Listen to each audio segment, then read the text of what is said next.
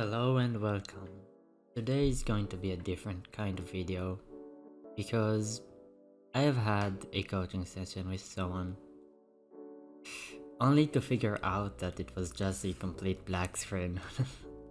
But there was one thing there that I really wanted everyone to know, so I decided to make a complete video about it. So let's talk about it. What's that one thing that I think everybody should know? Well, it's cutting the map into sections. What does that mean? So, cutting the map into sections means that, let's say on a map like Sunset, because it is a simple map, let's cut it down into sections. We have section 1, section 2, and section 3. Let me write it down. Have 1, 2, 3. Okay, so now as an attacker, you would know that the defenders would want to have at the start of the round 2 people on A, 1 person on mid side, and maybe even 2 if they decide to let Cypher play alone on B. So it could be either 1 or 2 people on mid, and it could be 1 or they make this a different color, or 2, depending on how they want to play.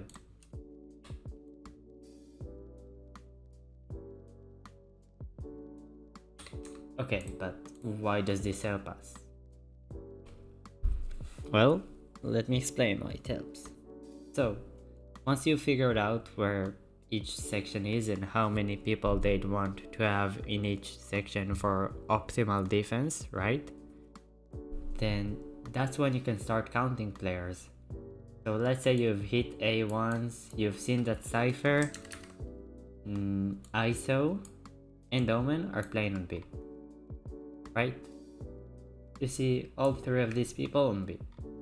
Well, now you know they have 3 people on section 1, which means they're going to be lacking in either A, but they're going to be lacking in probably A, because you'd always want to have someone watching mid.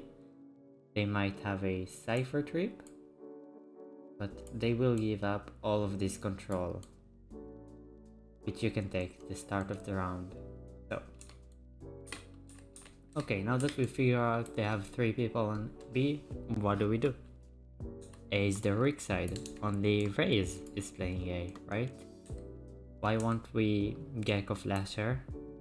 She's going to be forced to back off here onto site, or maybe even A link if she would want to play retake, which you probably should, and you have a free site.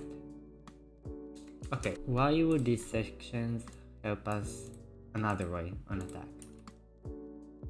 It helps us cut down the map into simple plays, again, just like in defense, really simple. So they have 2 people on A, you've noticed their Phoenix likes to go here, flash of this raises contact, right?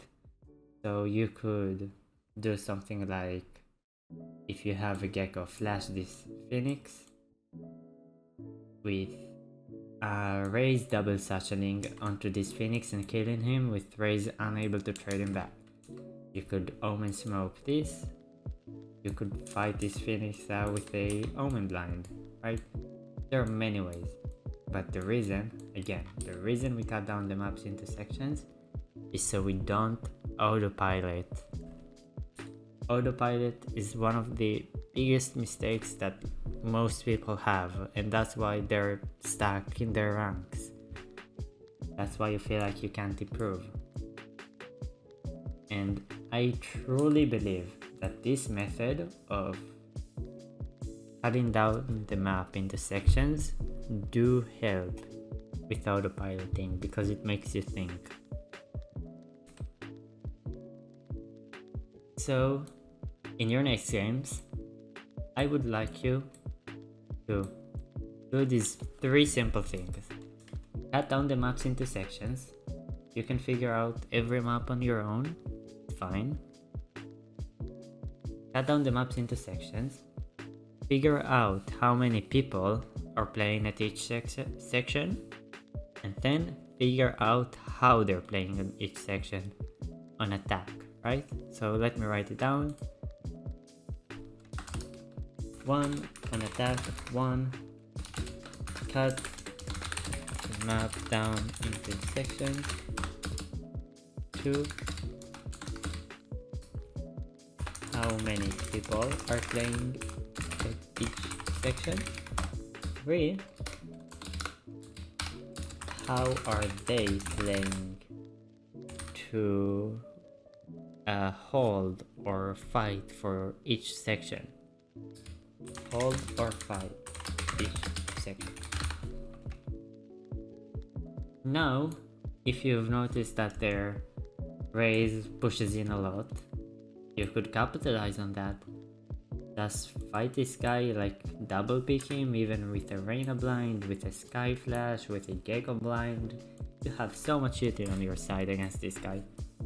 This guy has nothing. He has himself, his Boombot, and his satchels. Nothing else. And that's what I want you to be doing in your next games. So, to recap it all, I forgot defense. Right. So back to defense.